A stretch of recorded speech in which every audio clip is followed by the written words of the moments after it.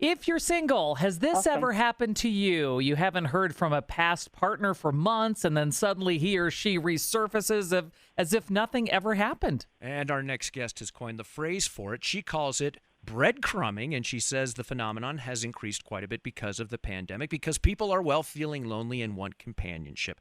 Tracy Crossley is a behavioral relationship expert, and she joins us now. Tracy, good morning. Good morning. Thank you for having me. Well, we're very interested about this. So you don't hear from somebody for so long, then somewhere out of nowhere they reach out and ping you and say, "Hey, you up?" or "Hey, what are you doing?" And again, the term breadcrumbing. Is it because we are lacking connection right now that we're just maybe reaching out to anybody and anybody we know or everybody we know? I think it varies because most people who are, let's say, experiencing that right now would usually experience this in their lives when there's not a pandemic, but it's just increased so much because a lot of people are home by themselves thinking about an ex or thinking about somebody that they've gone out with. And hey, why don't I contact them? Why don't I get back in contact and see what can happen? Mm-hmm. It's also probably just hard to meet new people right now when folks have stay-at-home orders and quarantines and bars and restaurants are closed and that kind of thing. Why doesn't the person, though, Tracy, just come out and say, sorry, I was a jerk. I got busy. I thought we had a connection, though, and I'd like to pursue that. A lot of times people don't realize their own actions. They do to a certain degree, but when it comes to dating, and let's say you're somebody who does this on a regular basis, you start dating somebody, there's chemistry, you start getting freaked out because you're afraid, old feelings come up of what's happened to you in the past, perhaps. And so what you tend to do is not realize that fear was driving your decision. And so the further away you get from it, the further away, let's say, you get from when you dated them in the past, it seems like it's safer. Oh, you know what? I have good memories of that date or the dating I did with this person. And now I feel like I can do it. Like they don't even realize the fear is what made them back off in the first place.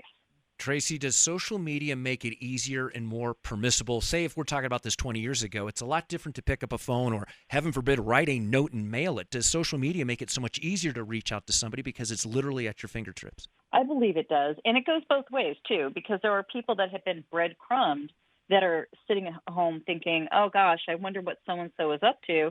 And so it's easy to follow them on their social media and, basically stalk them on their social media. So you have that whole dynamic going on where I'm lonely, you're lonely. Hey, let's hook back up. And so what happens, though, and this is the problem with it, is that the same dynamics tend to show up again. It's not like they ride into the sunset happily ever after.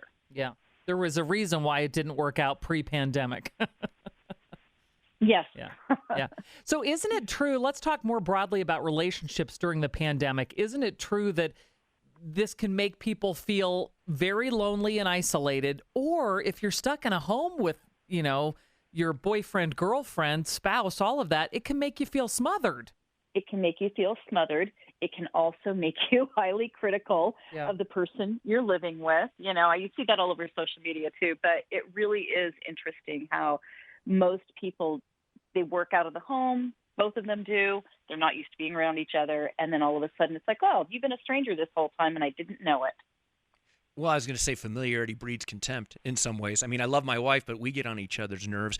And I also wonder, Tracy, is that sometimes we always think the grass is always greener. To your point, you always have the fond memories of somebody. You maybe don't think about, as April alluded to, oh, this is why we aren't together anymore because you're this kind of person. I just decided to forget that.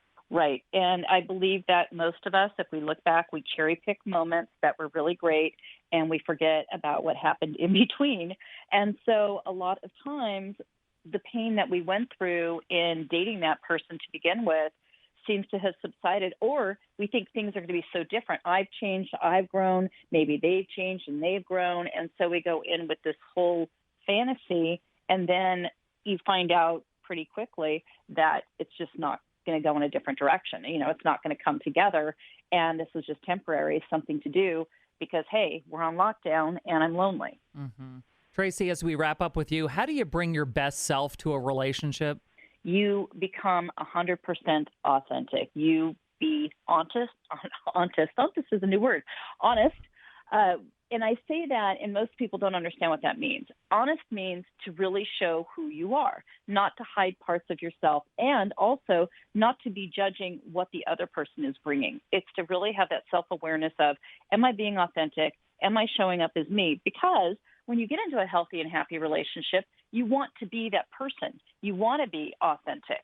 I look at my own life, and I got married a couple of years ago for the second time, and I really did do this, and it changed everything because I didn't have to change and take off my mask 6 months into it and go, oh, hey, here I am. Mm-hmm. Instead, I was able to still be me, and it really makes it easier rather than harder, but most people are very afraid of being themselves. Behavioral relationship expert Tracy Crossley. Thank you, Tracy. No, thank you.